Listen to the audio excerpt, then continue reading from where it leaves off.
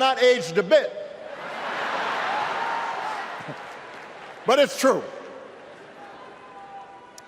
And looking back, I can say without question that my first big decision as your nominee turned out to be one of my best. And that was asking Joe Biden to serve by my side as vice president.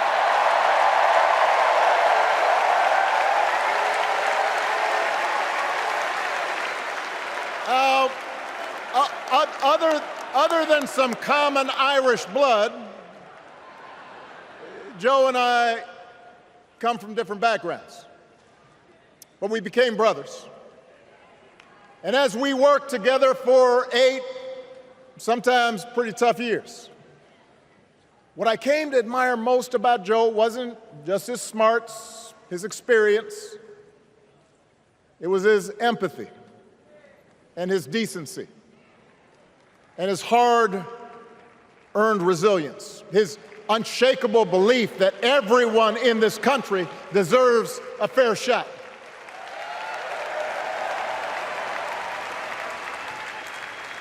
And over the last 4 years, those are the values America has needed most. At a time when millions of our fellow citizens were sick and dying, we needed a leader with the character to put politics aside and do what was right. At a time when our economy was reeling, we needed a leader with the determination to drive what would become the world's strongest recovery. 15 million jobs, higher wages, lower health care costs. At a time when the other party had turned into a cult of personality, we needed a leader who was steady and brought people together and was selfless enough to do the rarest thing there is in politics, putting his own ambition aside for the sake of the country.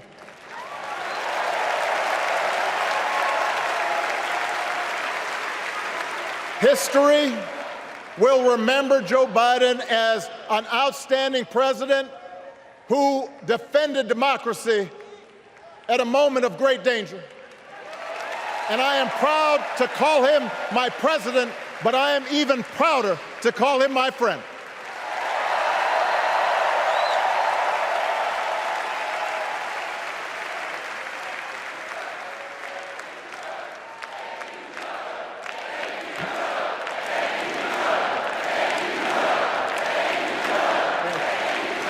Now,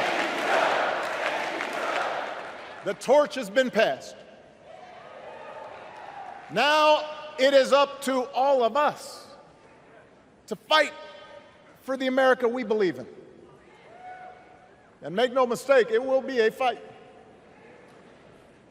For all the incredible energy we've been able to generate over the last few weeks, for all the rallies and the memes, this will still be a tight race in a closely divided country. A country where too many Americans are still struggling, where a lot of Americans don't believe government can help. And as we gather here tonight, the people who will decide this election are asking a very simple question. Who will fight for me? Who's thinking about my future? About my children's future, about our future together? One thing is for certain, Donald Trump is not losing sleep over that question.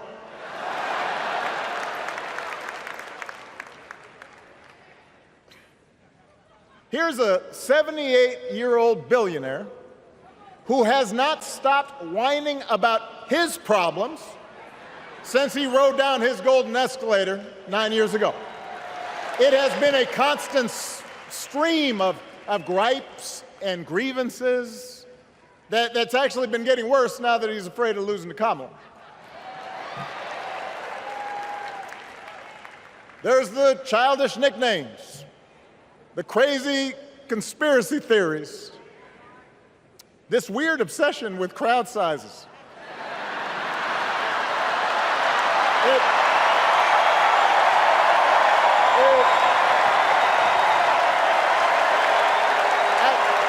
It just goes on and on and on.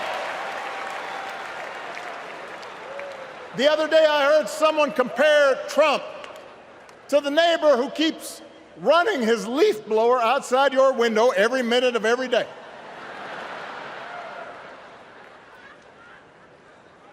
Now, from a neighbor, that's exhausting. From a president, it's just dangerous. The truth is, Donald Trump sees power as nothing more than it means to his ends. He wants the middle class to pay the price for another huge tax cut that would mostly help him and his rich friends. He killed a bipartisan immigration deal written in part by one of the most conservative Republicans in Congress that would have helped secure our southern border, because he thought trying to actually solve the problem would hurt his campaign. He doesn't. Do not boo. Vote.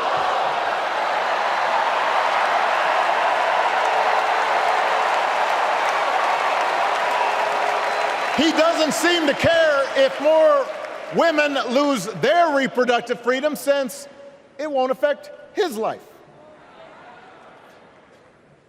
And most of all, Donald Trump wants us to think that this country is hopelessly divided between us and them, between the real Americans, who of course support him, and the outsiders who don't. And he wants you to think that you'll be richer and safer if you will just give him the power to put those other people back in their place. It is one of the oldest tricks in politics from a guy whose act has, let's face it, gotten pretty stale. We do not need 4 more years of bluster and bumbling and chaos. We have seen that movie before, and we all know that the sequel is usually worse.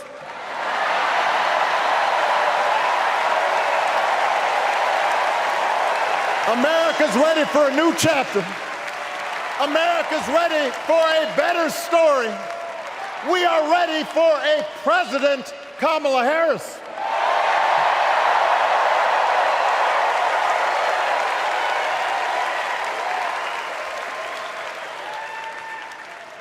And Kamala Harris is ready for the job. This is a person who has spent her life fighting on behalf of people who need a voice and a champion. As you heard from Michelle, Kamala was not born into privilege. She had to work for what she's got. And she actually cares about what other people are going through. She's not the neighbor running the leaf blower. She's the neighbor rushing over to help when you need a hand. As a prosecutor, Kamala stood up for children who had been victims of sexual abuse. As an attorney general of the most populous state in the country, she fought big banks and for-profit colleges, securing billions of dollars for the people they had scammed. After the home mortgage crisis, she pushed me and my administration hard to make sure homeowners got a fair settlement. Didn't matter that I was a Democrat. Didn't matter that she had knocked on doors for my campaign in Iowa. She was going to fight to get as much relief as possible for the families who deserved it.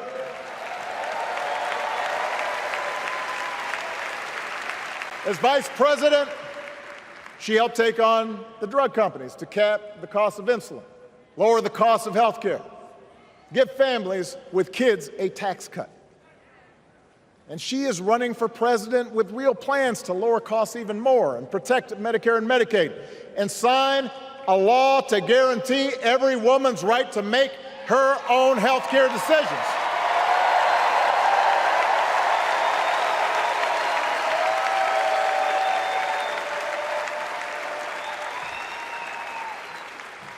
In other words, Kamala Harris won't be focused on her problems.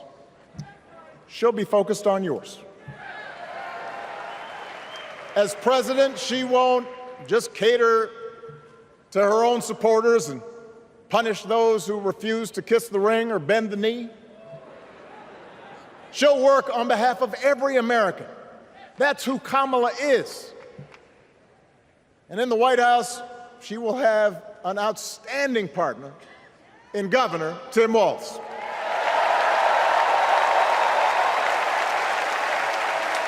Let me tell you something. Let me tell you something. I love this guy. Tim is the kind of person who should be in politics. Born in a small town, served his country, taught kids, coached football, took care of his neighbors. He knows who he is, and he knows what's important. You can tell those flannel shirts he wears don't come from some political consultant. They come from his closet, and they have been through some stuff.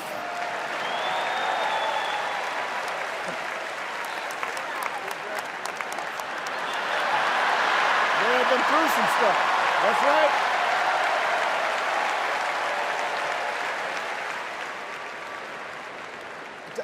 Together, Kamala and Tim have kept faith with America's central story. A story that says we are all created equal. All of us endowed with certain inalienable rights, that everyone deserves a chance, that even when we don't agree with each other, we can find a way to live with each other. That's Kamala's vision. That's Tim's vision. That's the Democratic Party's vision. And our job over the next 11 weeks is to convince as many people as possible to vote for that vision. Now, it won't be easy. The other side knows it's easier to play on people's fears and cynicism, always has been. They will tell you that government is inherently corrupt, that sacrifice and generosity are for suckers. And since the game is rigged, it's okay to take what you want and just look after your own. That's the easy path. We have a different task. Our job is to convince people that democracy can actually deliver. And in doing that, we can't just point to what we've already accomplished.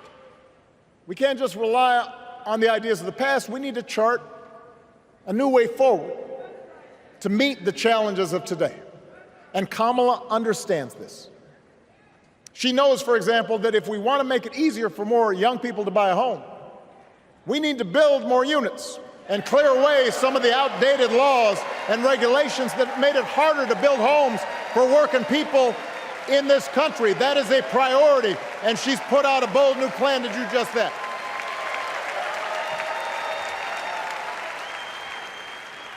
On health care, we should all be proud of the enormous progress that we've made through the Affordable Care Act,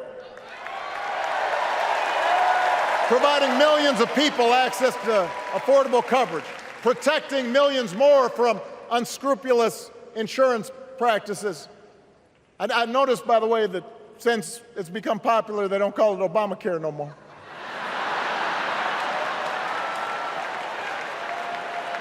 But Kamala knows we can't stop there, which is why she'll keep working to limit out-of-pocket costs. Kamala knows that if we want to help people get ahead, we need to put a college degree within reach of more Americans. But she also knows college shouldn't be the only ticket to the middle class. We need to follow the lead of governors like Tim Walz, who said, if you've got the skills and the drive, you shouldn't need a degree to work for state government. And in this new economy, We need a president who actually cares about the millions of people all across this country who wake up every single day to do the essential, often thankless work, to care for our sick, to clean our streets, to deliver our packages. We need a president who will stand up for their right to bargain for better wages and working conditions. And Kamala will be that president.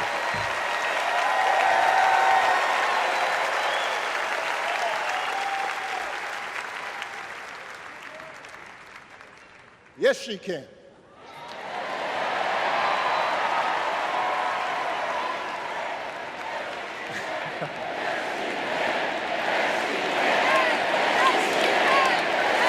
Yes, she can.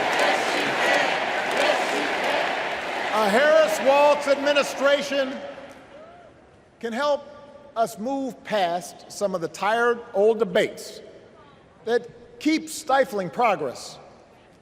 Because at their core, Kamala and Tim understand that when everybody gets a fair shot, we are all better off. They understand that when every child gets a good education, the whole economy gets stronger. When women are paid the same as men for doing the same job, all families benefit.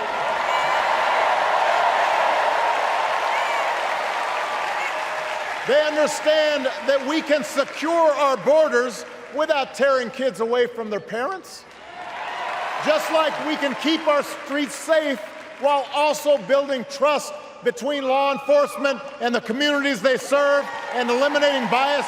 That will make it better for everybody.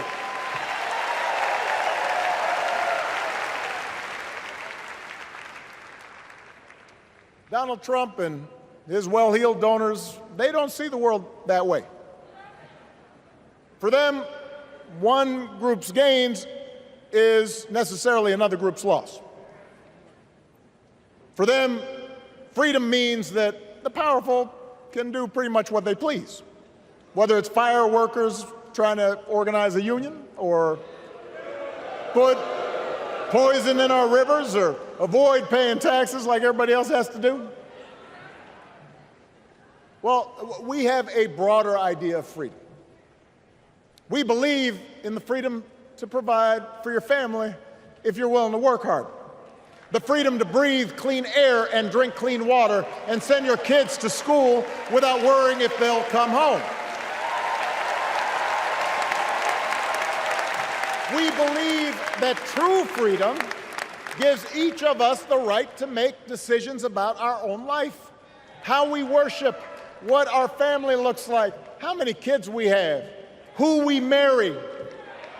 And we believe that freedom requires us to recognize that other people have the freedom to make choices that are different than ours. That's okay.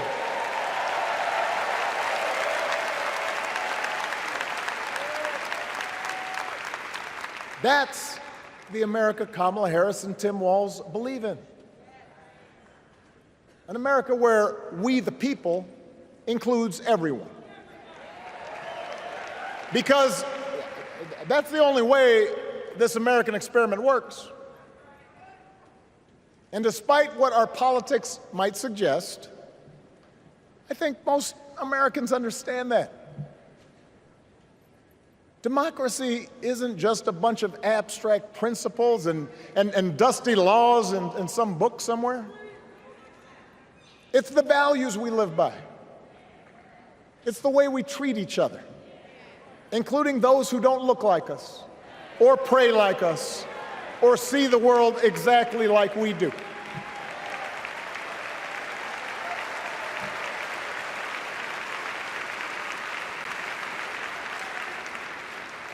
That sense of mutual respect has to be part of our message.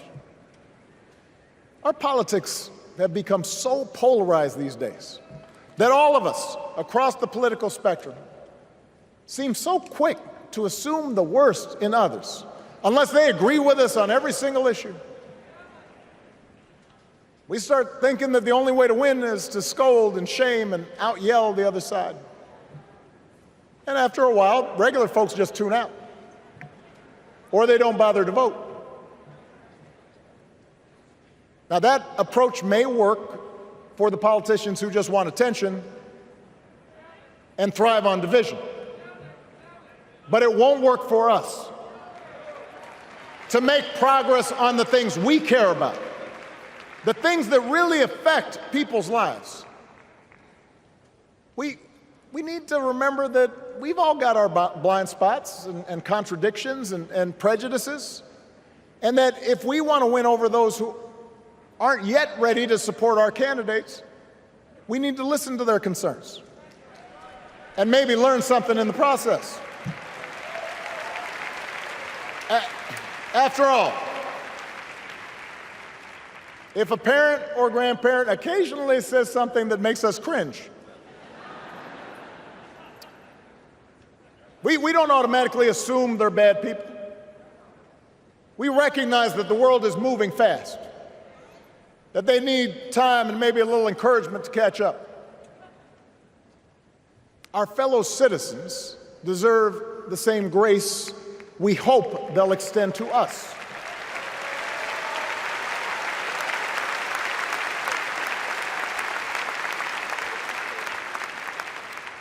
That's how we can build a true democratic majority, one that can get things done. And by the way, that does not just matter to the people in this country. The rest of the world is watching to see if we can actually pull this off.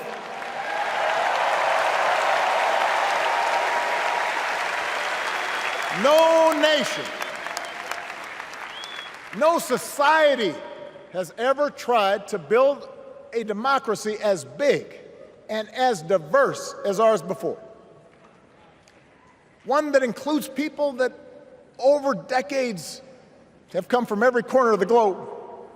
One where our allegiances and our community are defined not by race or blood, but by a common creed. And that's why when we uphold our values, the world's a little brighter. When we don't, the world's a little dimmer. And dictators and autocrats feel emboldened. And over time, we become less safe. We shouldn't be the world's policemen, and we can't eradicate every cruelty and injustice in the world. But America can be and must be a force for good, discouraging conflict, fighting disease, promoting human rights, protecting the planet from climate change, defending freedom, brokering peace. That's what Kamala Harris believes, and so do most Americans.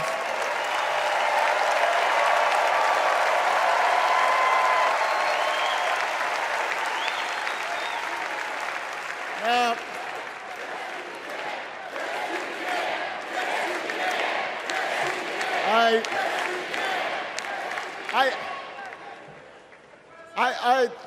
I know these ideas can feel pretty naive right now. We live in a time of such confusion and rancor, with a culture that puts a premium on things that don't last. Money, fame, status, likes. We chase the approval of strangers on our phones. We build all manner of walls and fences around ourselves, and then we wonder why we feel so alone. We don't trust each other as much because we don't take the time to know each other. And in that space between us, politicians and algorithms teach us to caricature each other and troll each other and fear each other. But here's the good news, Chicago. All across America, in big cities and small towns, away from all the noise, the ties that bind us together are still there. We still coach Little League and look out for our elderly neighbors. We still feed the hungry in churches and mosques and synagogues and temples. We share the same pride when our Olympic athletes compete for the gold. Because the vast majority of us do not want to live in a country that's bitter and divided. We want something better. We want to be better. And the joy and the excitement that we're seeing around this campaign tells us we're not alone. You know, I've spent a lot of time thinking about these past few months because, as Michelle mentioned, this summer we lost her mom, Ms. Marion Robinson. And I don't know that anybody has ever loved their mother-in-law any more than I love mine. Mostly it's because she was funny and wise and the least pretentious person I knew. That, and she always defended me with Michelle when I messed up. I'd hide behind her.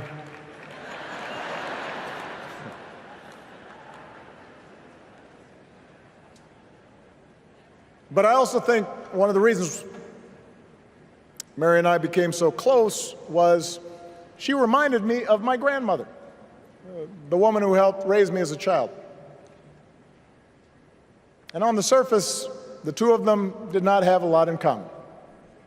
One was a black woman from right here, south side of Chicago, right down the way. Went to Englewood High School. The other was a little old white lady born in a tiny town called Peru, Kansas. Now, I know there aren't that many people from Peru.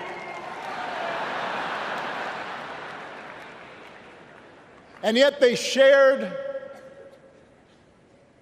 a basic outlook on life.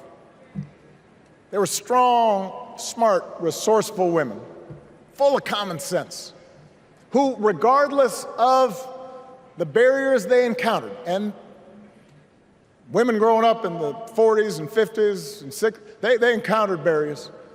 They still went about their business without fuss or complaint and provided an unshakable foundation of love for their children and their grandchildren.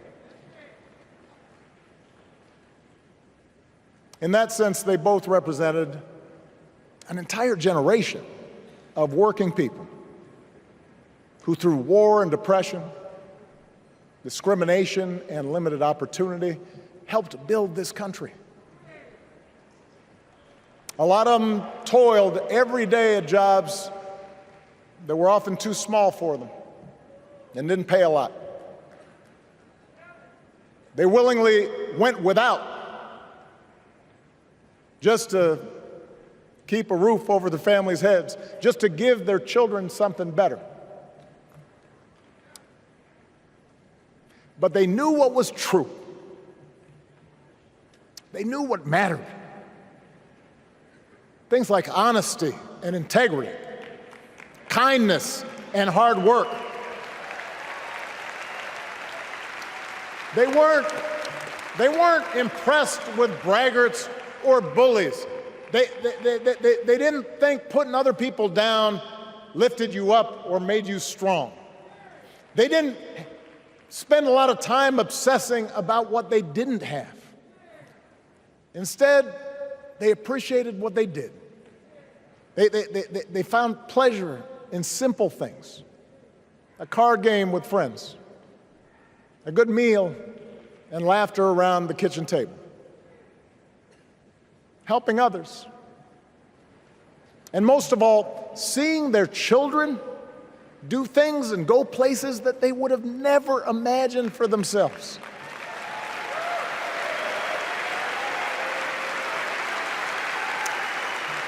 Whether you are a Democrat or a Republican or somewhere in between, we have all had people like that in our lives. People like Kamala's parents, who crossed oceans because they believed in the promise of America. People like Tim's parents, who taught him about the importance of service. Good, hard-working people who weren't famous or powerful, but who managed in countless ways to leave this country just a little bit better than they found it. As much as any policy or program, I believe that's what we yearn for. A return to an America where we work together and look out for each other. A restoration of what Lincoln called, on the eve of civil war, our bonds of affection. An America that taps what he called the better angels of our nature. That is what this election is about.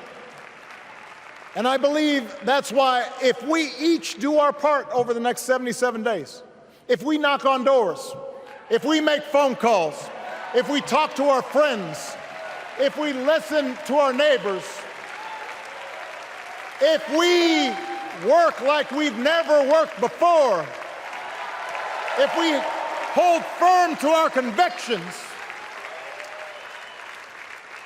we will elect Kamala Harris as the next President of the United States and Tim Walz as the next Vice President of the United States. We will elect leaders up and down the ballot who will fight for the hopeful, forward-looking America we all believe in, and together we too will build a country that is more secure and more just, more equal and more free. So let's get to work. God bless you, and God bless the United States of America.